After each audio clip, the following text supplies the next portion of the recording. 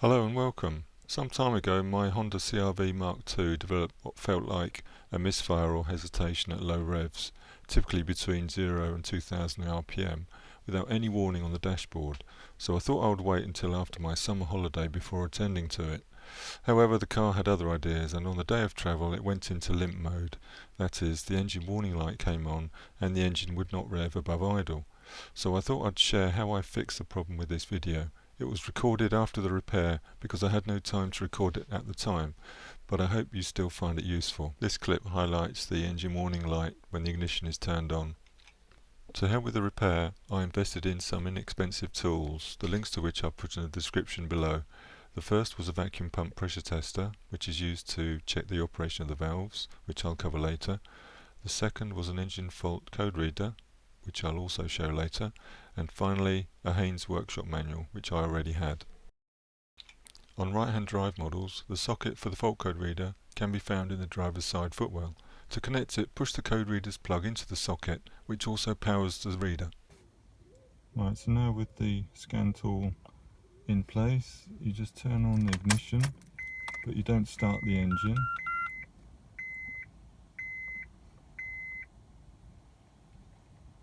And then you press enter, and then it does some negotiation with the computer to find out how it's going to talk to it, and then it tries to find any scan codes.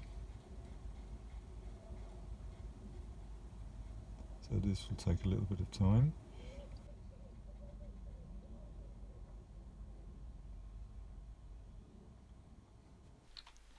So now it's ready, we press enter to retrieve the codes, and we now see we have 4 codes to look at, and we press scroll down to view each code in turn.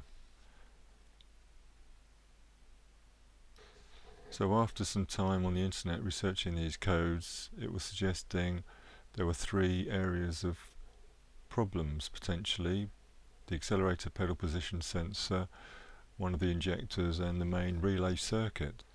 So then I started to work down the list. So the accelerator pedal position sensor sits behind the bulkhead under this cover. You can see the cable that comes from the pedal enters into the left hand side here. So first of all we need to take the cover off, and we do that by removing the 2 10mm head bolts, followed by disconnecting the electrical cable. The sensor itself is mounted on a plate that is bolted to the bulkhead, so we need to remove the 2 bolts to free the bracket away from the bulkhead. We can at this point remove the cable if we wish, and then disconnect the nipple and cable. Now I'm showing here the sensor removed from the plate. It's held on the plate by 2 10mm bolts, which is simply removed, and I'm just showing you here the operation of the sensor. So this shows the sensor replaced and reinstalled. I've reconnected the cable and adjusted the lock nut there so that it gives the required amount of slack. Then we just reconnect the electrical cable and bolt the cover back on the top.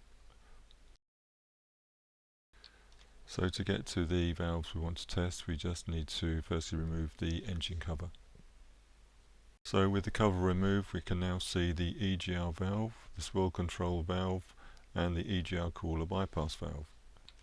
So I'm going to demonstrate using the vacuum tester with the EGR valve. I've connected the appropriate accessories to the pipe that is connected to the EGR valve, and we just need to pump a couple of times or a few times, and what we should see is a stable reading on the meter.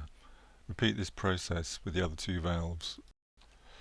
So as part of my research of the misfiring, it was suggested that the ducting associated with the EGR valve could be clogged up.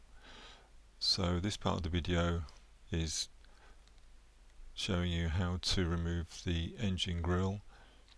This plastic strip is basically cosmetic, so we just need to remove the retaining plugs to remove that, and then the grille itself has a few more plastic clips with two behind that just need to be teased out, and then the grill will come off.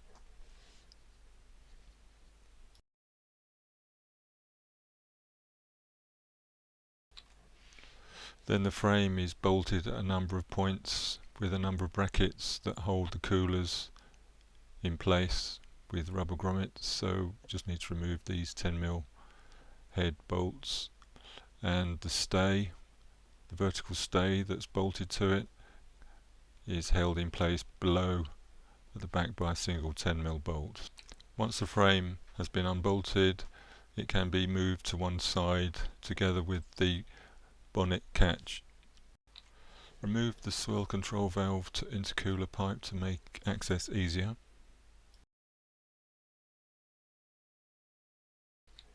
Disconnect the two electrical cables from the swirl control valve and the vacuum pipe from the valve diaphragm.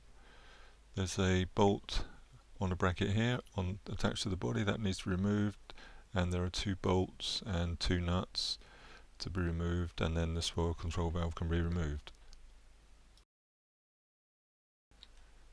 So now the EGR valve can be removed.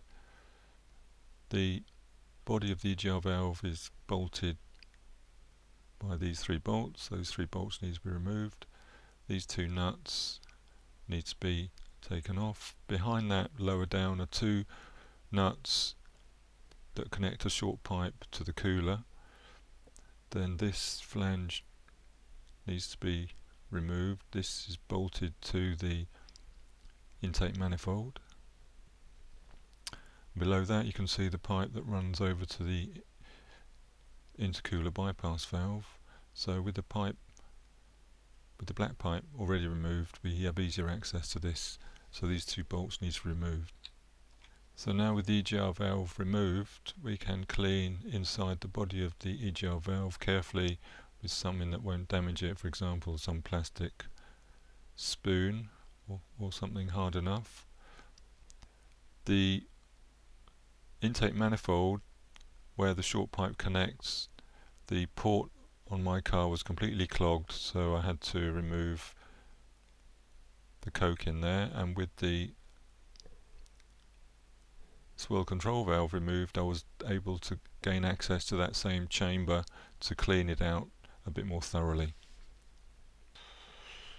So after cleaning it was a case of reassembling in reverse order, replacing any gaskets where necessary. I then turned the ignition on and saw that the engine warning light had gone out, so replacing the accelerator pedal position sensor had resolved the issues.